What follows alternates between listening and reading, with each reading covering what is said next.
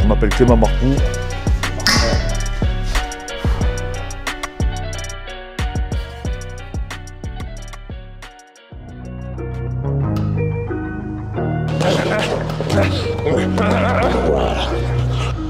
Oh, c'est là que je vois que j'ai 37 ans quand même. Ah, il est très très fort, c'est un monstre. Comme je dis, on ne prépare pas que des combattants, on prépare monsieur et madame tout le monde, on prépare des gens qui font de la pole dance, on prépare des danseuses, on prépare des boxeurs, on prépare des rugbyman, on prépare des footballeurs. En fait, je voulais montrer aussi à travers ces vidéos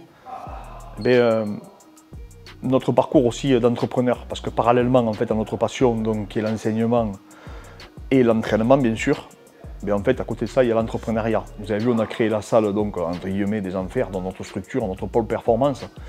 Et en fait, ça ne s'est pas fait en un jour. On ne l'a pas sorti de notre chapeau. C'est énormément de travail, énormément d'échecs. Donc, je vais revenir en fait un peu sur mon parcours, je parle professionnel et pas en tant qu'entraîneur. Donc là, aujourd'hui, c'est un entraînement plaisir pour moi. Enfin, plaisir, si je peux dire ça comme ça. Marlon est combat donc dans à peu près 2 semaines. C'est sa dernière opposition en fait aujourd'hui. Et moi, ça me fait travailler mon cardio. Vous savez que je préfère travailler mon cardio de façon spécifique. Et là, en l'occurrence, j'ai la chance de pouvoir mettre les gants avec un très très bon boxeur professionnel. Donc ça me permet à moi aussi de travailler mes gammes et de prendre du plaisir. Donc là, on va faire du thème avec des combinaisons. Et voilà, bon, le but c'est, bon, on a mis les casques, on a mis les protègents, etc. C'est pour pas qu'ils se blessent. Et pour pas qu'on se blesse, vous savez, il faut toujours bien se protéger, toujours mettre les protections adéquates, surtout face à un boxeur professionnel comme lui. En fait, ce qui s'est passé, c'est que le dernier travail que j'ai eu, c'était portier. J'ai été portier au Casino de Palavas il y a 14 ans. Et j'ai pris la décision, en fait, avec mon patron, d'arrêter et de me consacrer pleinement à ma passion, qui était donc l'entraînement. Donc j'ai monté une première salle qui était entièrement gratuite et qui était dédiée aux compétiteurs. Ça, c'était en 2007.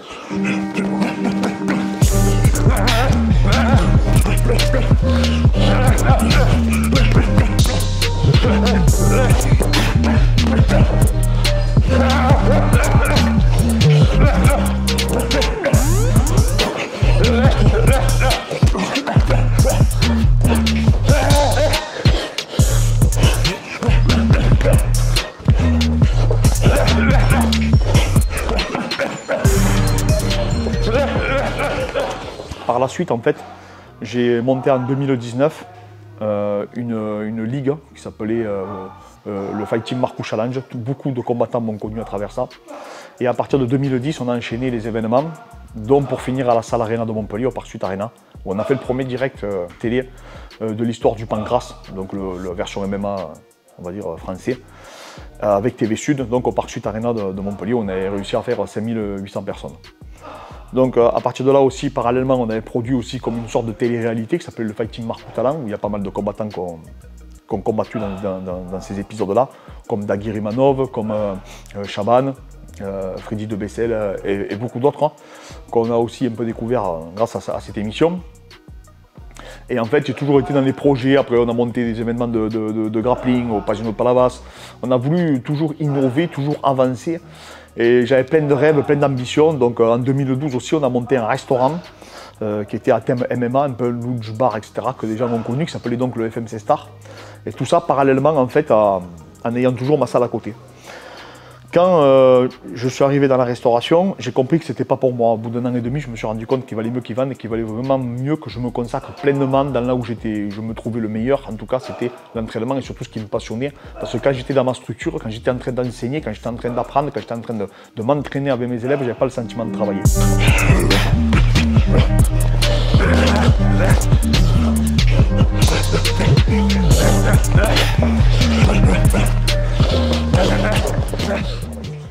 Donc j'ai décidé de vendre mon restaurant et là, à partir de là, j'ai investi en fait dans une structure où ça a été ma première salle privée. En fait, je suis allé à Miami m'entraîner et là-bas, j'ai vu plein de petites structures à South Beach et je me suis inspiré de ça et j'ai monté ma première structure privée en 2012, donc à Palavas-les-Faux toujours. Mais ça devenait trop petit, parce qu'on a eu un peu de succès, donc ça devenait trop petit. Donc en fait, on a investi, on a acheté une autre structure ici. Donc on a racheté les murs et on a créé donc la première salle que vous voyez aujourd'hui, donc la salle axée sport de combat. J'ai eu la chance que mon voisin qui était collé à côté de moi vendait, parce qu'il divorçait avec sa femme. Donc je suis allé le solliciter et on a racheté donc le deuxième. Et là, on a monté la partie CrossFit. À la base, on était CrossFit. Ça, c'était il y a maintenant 7 ans, donc c'était en 2014. Et à partir de là, après, on a commencé à travailler d'arrache-pied. On a commencé vraiment à vraiment individualiser les préparations. On a continué à investir dans le matériel, à investir dans les nouveaux outils, surtout des outils d'analyse, des capteurs de puissance, des accéléromètres, des prototypes que vous voyez dans la vidéo précédente où je présente la salle, où vous voyez le capteur de puissance, le Schlagmesser, etc., le Boxmaster. Donc on a toujours essayé d'être à la pointe en fait, de la technologie. Et après, la consécration, on a toujours voulu faire une salle qui était entièrement dédiée à l'individualisation, donc on faisait que des cours particuliers. Et donc on a créé cette année, pendant le confinement, on a fait notre plus gros pari et donc on a monté la structure que vous avez vue maintenant, que vous connaissez pour la plupart qui nous suivaient. Donc en fait, je vous dis en toute honnêteté, j'ai eu énormément d'échecs. J'ai fait des burn-out. Il y a des moments où j'arrivais même plus à payer mon loyer. J'ai tenu, je me suis arraché. Je me suis arraché parce que j'étais passionné. Je me suis arraché parce que je voulais me dépasser. Je voulais montrer aux gens qui m'avaient fait confiance, à ma famille, etc., que j'allais pas être un raté. Et que j'avais fait le bon choix il y a 14 ans en fait, j'avais fait le bon choix de sauter le pas de l'entrepreneuriat. J'ai été épaulé entre autres aussi par M. Michel Fromont qui m'a beaucoup apporté, comme un père spirituel, en tout cas dans le milieu des affaires. Et aujourd'hui, si je suis habillé comme ceci, c'est parce que je sors d'un rendez-vous avec le banquier. Et voilà, c'est ça ma vie aussi aujourd'hui, c'est qu'aujourd'hui on a coaché toute la journée. Là, j'ai fait mon rendez-vous donc avec le banquier et là maintenant, là vous avez vu, je vais faire maintenant après mon cardio ludique avec le boxeur professionnel Marlon Brugge. Et en fait, c'est ça notre vie de tous les jours, quoi. C'est qu'on est entraîneur, on est entrepreneur et on est aussi pratiquant. Et cette casquette-là, c'est sûr que c'est difficile à porter des fois, mais on ne va pas se plaindre parce qu'on fait ce qu'on aime. On a la liberté de faire le choix de se lever ou pas, de venir s'entraîner ou pas, ou de venir ouvrir la structure ou pas. Et ça, c'est le choix de la liberté. Donc voilà, donc, si j'ai pu le faire, je pense que tout le monde peut le faire. Vous êtes beaucoup à nous demander qu'on crée des formations pour en fait monter une structure. Comment on monte une structure? J'ai énormément de questions dans ce sens-là. On va commencer à se pencher sur ça, parce que je vous dis, on a connu tous les problèmes possibles et inimaginables, que ce soit les autorisations administratives, que ce soit le régime fiscal de la structure, etc. On a tout rencontré. Je vous dis, on a eu tous les problèmes possibles, que ce soit une commission de sécurité, etc. Donc on connaît tous les pièges à éviter, que ce soit les plannings, mais vraiment tout. Donc vraiment, on compte bientôt lancer une formation aussi sur le sujet pour vous apprendre et vous accompagner à monter une structure professionnelle. Donc comme je vous dis, aujourd'hui, c'est l'aboutissement de 14 ans de travail acharné et de beaucoup de galères. Mais on n'a jamais rien lâché et on ne lâchera jamais. Et maintenant, c'est le début d'une nouvelle aventure. Et on compte bien continuer dans ce sens-là et dans ce chemin-là et essayer d'atteindre nos rêves.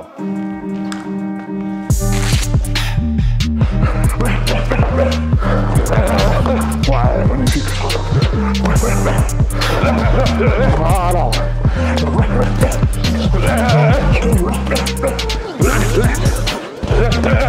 Voilà.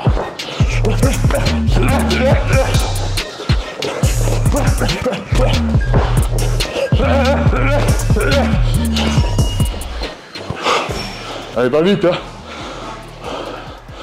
Il va vite, il est gaucher. C'est difficile, hein. Oh, c'est là que je vois que j'ai 37 ans quand même. Ah, il est très très fort, c'est un monstre. Là vraiment, aujourd'hui, sur quoi on se focalise vraiment, et ce que j'affectionne tout particulièrement, c'est les coachings à distance. On ne fait que travailler sur de nouveaux protocoles d'entraînement. On veut vraiment partager au plus grand nombre notre vision. Donc aujourd'hui, c'est vraiment ça, notre objectif premier. C'est ce qui m'anime, cette nouvelle flamme en fait de coacher des gens. On a eu la chance d'avoir des gens à Tahiti, des gens à Tokyo. Je peux partager avec tout le monde, j'essaie d'être le plus réactif possible pour nos élèves. On bosse sur plein de protocoles et surtout vous faire connaître notre travail au plus grand nombre, vous faire découvrir notre travail. Donc on a le coaching à distance pour la préparation physique spécifique sur le rugby, les préparations militaires, pour les sports de combat ou toutes les autres disciplines. Et là maintenant carrément on est en train de bosser sur une académie en ligne de MMA avec des techniques très particulières, avec des schémas technico-tactiques. On est en train de créer toute une base de données vraiment sympathique. J'espère que ça vous plaira. Et donc c'est ça. Aujourd'hui on est vraiment, ce qu'on veut c'est partager. Partager un maximum, vous le voyez, je fais beaucoup de questions-réponses. Et donc vous allez voir un peu par la suite là comment je bosse sur le coaching à distance, comment j'établis les programmations. Et en concertation bien sûr avec Fred qui lui travaille beaucoup sur les diètes. Mais en fait vous allez voir comment on fait pour concevoir un entraînement à l'heure actuelle d'aujourd'hui et les outils qu'on utilise. Et après derrière ce qu'on partage avec les autres. Et vraiment c'est ce qui m'anime actuellement. Si on devrait me poser la question sur quoi je me dirige, c'est vraiment le coaching à distance, c'est ce qui me fait vraiment réveille la flamme au fond de moi, c'est que c'est un pari pour moi de préparer les athlètes de tous les sports, un peu partout en France, même je vous dis, on a eu à Tokyo, à Tahiti, un peu partout. Et ça, c'est vraiment une expérience exceptionnelle en tant qu'entraîneur. Et surtout que j'arrive à avoir un bon feedback, à avoir des gens positifs, sur des physiques très particuliers, avec des gens qui sont des palmarès vraiment exceptionnels dans leur discipline. Donc ça, c'est remarquable. Et vous allez voir comment on travaille de suite dans la vidéo.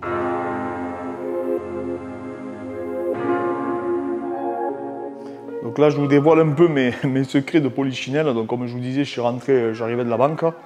Donc j'avais un rendez-vous, donc vous voyez une autre facette un peu de moi et de mon travail. Donc là, je bosse sur les coachings à distance. Là, j'ai identifié une problématique, j'ai quelqu'un en fait qui a un point faible au dos. Donc là, c'est assez facile pour moi parce que moi aussi j'ai un point faible au dos. Donc j'utilise plusieurs outils, plusieurs livres derrière pour faire mes conceptions de séances.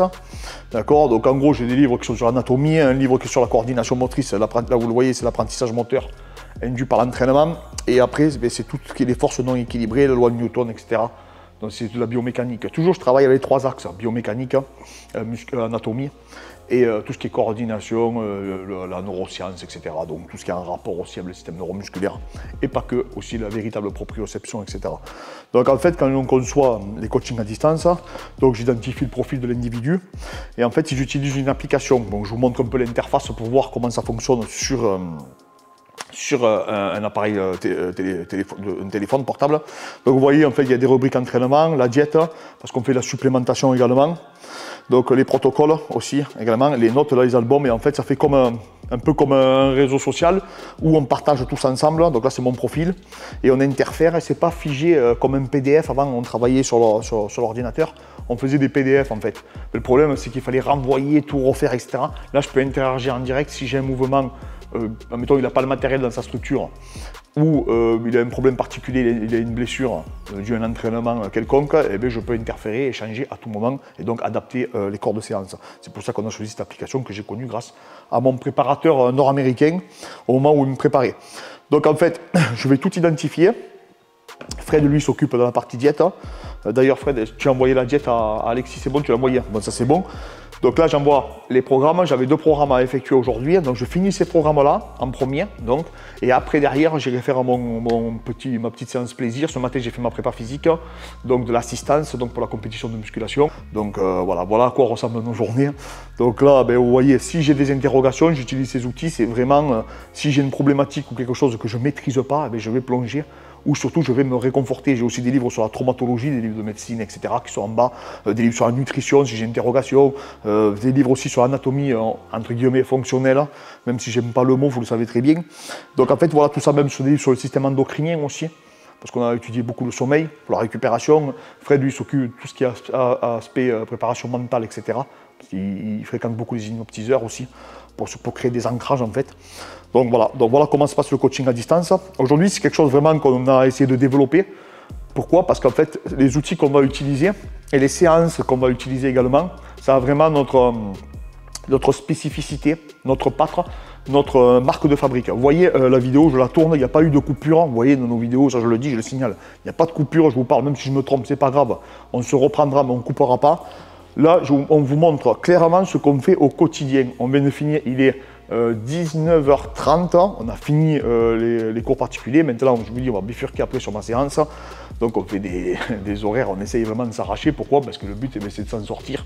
Le but, ça va essayer, même si c'est, on va dire que le modèle économique de cette partie-là n'est pas viable parce qu'on l'a fait par passion et que c'est un peu un laboratoire à ciel ouvert. Mais l'objectif, c'est de ne pas perdre trop, mais surtout essayer d'avancer, de vivre nos rêves, de vivre notre passion, ça sera déjà très bien. Et à partir de là aussi, c'est grâce aussi au coaching à distance qu'on arrive à s'en sortir. C'est pour ça qu'on met énormément d'énergie à être disponible pour eux, et on met énormément d'énergie surtout à leur créer des programmes de qualité, des programmes qu'ils ne retrouveront pas chez les autres. Donc des programmes véritablement individualisés avec un feedback et des orientations. Donc en fait, comment ça fonctionne? Je l'avais déjà expliqué dans une vidéo. Ça va faire comme un tableau, comme une toile d'araignée. C'est-à-dire que je vais avoir par rapport à des individus et des profils qu'on a créés, on a créé comme un profilage en réalité athlétique ou physiologique, en fait, qui sont intimement liés. Et derrière, il va se passer que je vais faire en premier. Donc quand je vais, je vous montre, parce que je ne sais pas si je l'avais là. Vous voyez que c'est du... Hop. Donc par exemple, je vais faire les PAO. Imaginez-vous que tous les PAO, c'est des profils d'individus. En fonction des profils que je vais effectuer, en fonction des résultats qu'il va obtenir, je vais bifurquer hop, sur des zones. Les zones que je vais travailler, en fonction des résultats qu'il va obtenir, en fonction des progrès qu'il va obtenir, en fonction des sensations qu'il va ressentir, on va réorienter en fait les zones. Et à partir de là, c'est là où on va créer les phénomènes d'adaptation. Et c'est là où la véritable individualisation prend tout son sens. C'est pour ça qu'en fait, souvent, il n'y a pas que l'intensité qui change, il n'y a pas que le volume qui change, il n'y a pas que la complexité qui change. C'est vraiment, le but, c'est vraiment d'individualiser, mais individualiser par rapport à des problématiques ou des solutions qu'on va nous exposer. Donc c'est pour ça que, comme je vous dis, on toile une toile d'araignée. Et surtout, toujours en rapport avec la spécificité de leur discipline. Comme je dis, on ne prépare pas que des combattants, on prépare monsieur et madame tout le monde, on prépare des gens qui font de la pole dance, on prépare des danseuses, on prépare des boxeurs, on prépare des rugbyman, on prépare des footballeurs, on prépare des gens qui font du triathlon, on prépare vraiment énormément de personnes. Donc l'objectif, c'est vraiment de définir ensemble avec eux des objectifs précis. Et pour l'imager, j'ai mes profils. Mon profil A, derrière, il me donne des résultats. J'ai 3 choix. En fonction de ces 3 choix, hop, A se transforme en A plus B, par exemple. En fonction des résultats qu'il va obtenir avec A plus B, je peux bifurquer encore dans 3 voies. Hein. Je vous donne un exemple, mais ce n'est pas forcément 3 voies. Et à partir de là, hop, j'individualise. Ça devient A plus B plus C. Et en fait, il gagne en compétences, il gagne en qualité, aussi bien physiologique qu'athlétique. Voilà les amis, je vous ai un peu donné nos secrets entre guillemets, mais en tout cas, vous voyez, il n'y a pas de coupure, je vous ai livré notre travail en direct.